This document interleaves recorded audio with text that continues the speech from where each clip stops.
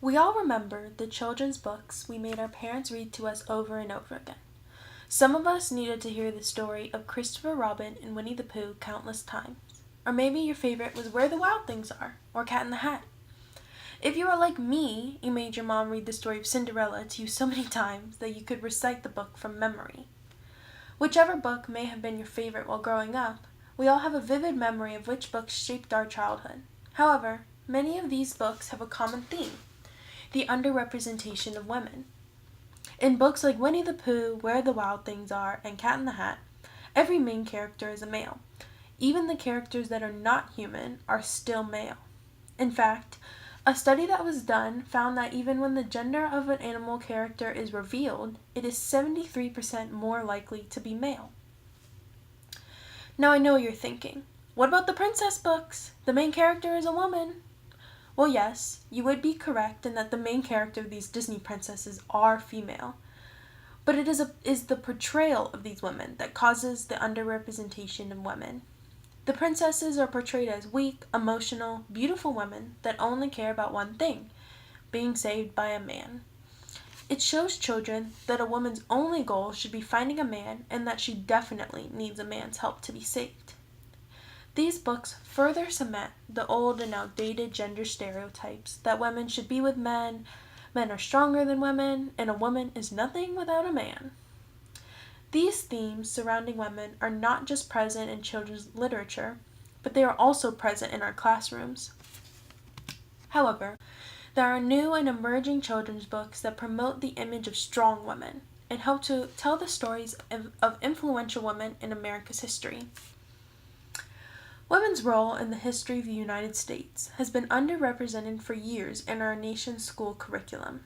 The actions and achievements of women that helped to shape our nation have been belittled, shortened, or completely overlooked when teaching children about the evolution and history of the United States. A study done by the National Women's History Museum in 2015 read the social studies standards for each state and found that over half of the curriculum surrounding women was focused on their domestic roles and only 20% focusing on women's rights movement and suffrage. This leaves less than 30% of the curriculum focusing on the civil rights movement, women in the workforce, and the other waves of the women's rights movement. Society has recently taken a drastic shift towards encouraging young girls to become interested in STEM fields. But the lack of representation of other women in these fields that is shown in our curriculum is discouraging to young girls. U.S. school curriculums do not focus on the achievements of Marie Curie or Sally Ride, and instead focus on the domestic roles that women have had throughout history.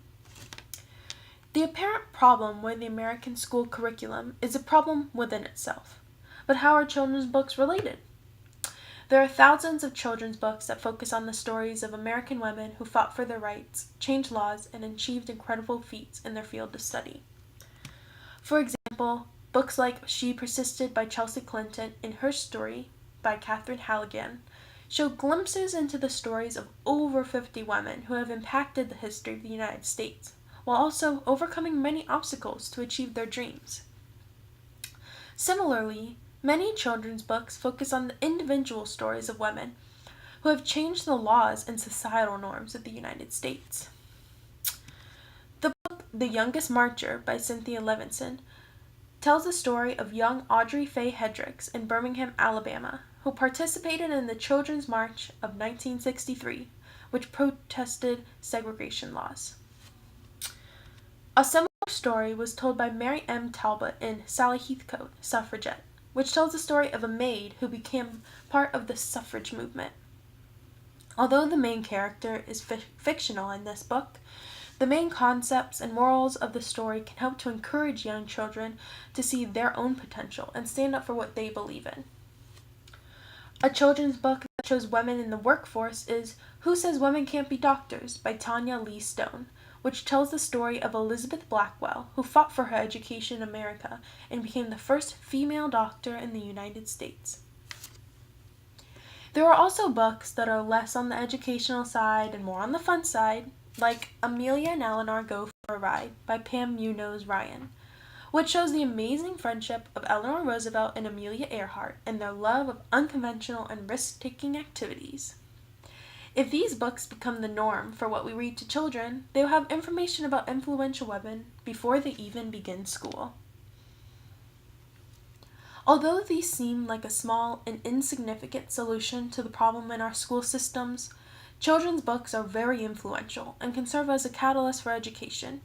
Exposing children to the stories of these women and their importance can have lasting effects, possibly even diminishing gender stereotypes within the new generations. Every child, both boys and girls, should know the impact that both genders had on the history of our country. Let the story your child remembers be the story of Harriet Tubman and how she led thousands of slaves to freedom, or how Rosa Parks stood up for herself and became the catalyst for the civil rights movement, or even the story of Elizabeth Blackwell and how she became the first female doctor in America.